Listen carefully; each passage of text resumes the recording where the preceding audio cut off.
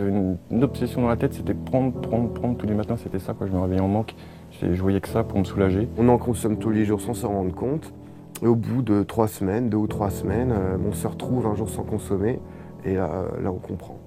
Et le jour où je me suis retrouvé avec une seringue dans le bras, même si je me disais ça y est, je suis un toxicomane, ça m'empêchait pas de continuer et de voir que je me détruisais à petit feu, ça me freinait pas du tout, quoi.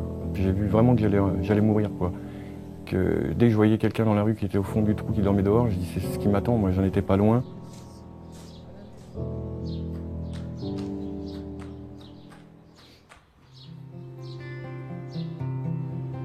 Un jour de mai ensoleillé dans le Val d'Oise. Ces hommes qui témoignent à visage caché sortent d'une cure de désintoxication. Pour se débarrasser définitivement de la drogue, ils ont décidé d'intégrer cette structure. Allô, bonjour. C'est Camille.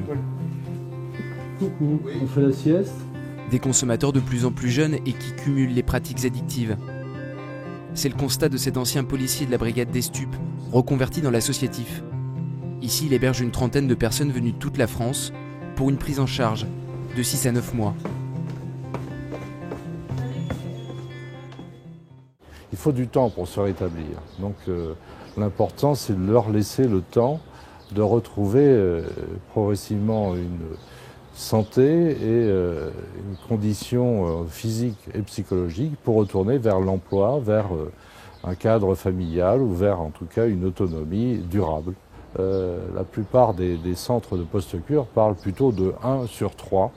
Nous, on approche plus les 2 sur 3 qui durablement vont se maintenir dans l'abstinence. À l'origine de ces bons chiffres, une technique développée aux États-Unis, le modèle Minnesota. Ici, c'est abstinence totale pour les patients et groupe de parole derrière ces rideaux pour un travail sur les émotions. Produits de substitution ou fuite géographique, beaucoup ont essayé de se libérer seuls de la dépendance, avec comme souvent la rechute à la clé.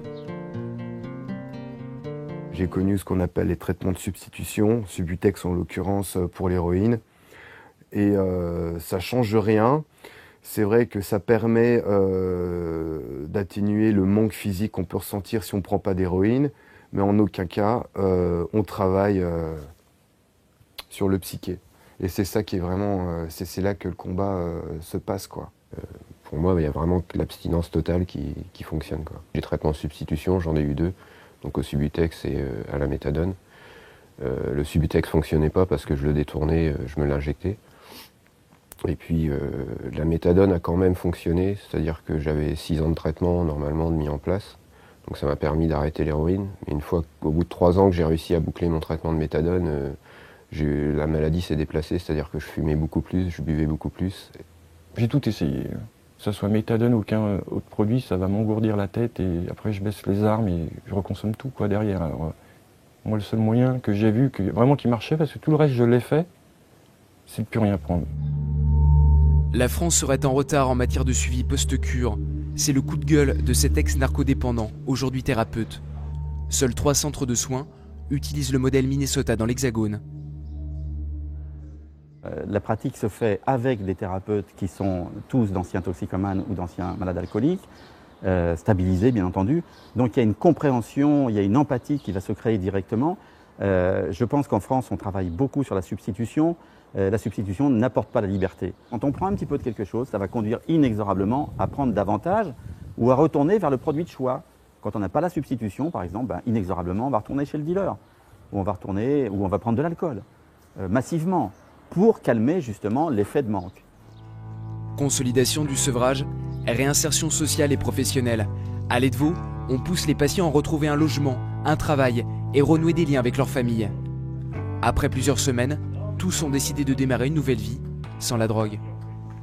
Donc ce qui est important, c'est à un moment donné, essayer de se dépasser soi-même et de dire bon, je ne peux pas y arriver tout seul et il faut faire appel à des professionnels tout simplement, quoi. Et là maintenant je me réveille tous les matins, c'est un bonheur, quoi. C'est vrai que je suis réveillé assez de bonne heure là et dès que le soleil, je sais pas si c'est automatique, dès qu'il y a un rayon de soleil, quoi, je suis debout, quoi, je suis prêt à attaquer la journée avec plaisir, quoi. Et je me contente des petits trucs de la vie, quoi.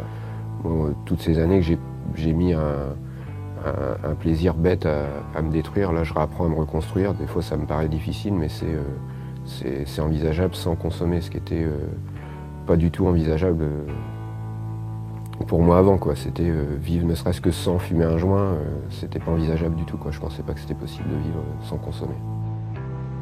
Ce centre post-cure fait figure d'exception. Alcooliques, toxicomanes, chaque année, une quarantaine de patients sortent clean de lait de veau. La liste d'attente ne désemplit pas. Dans quelques mois, l'association se dotera de 9 places supplémentaires.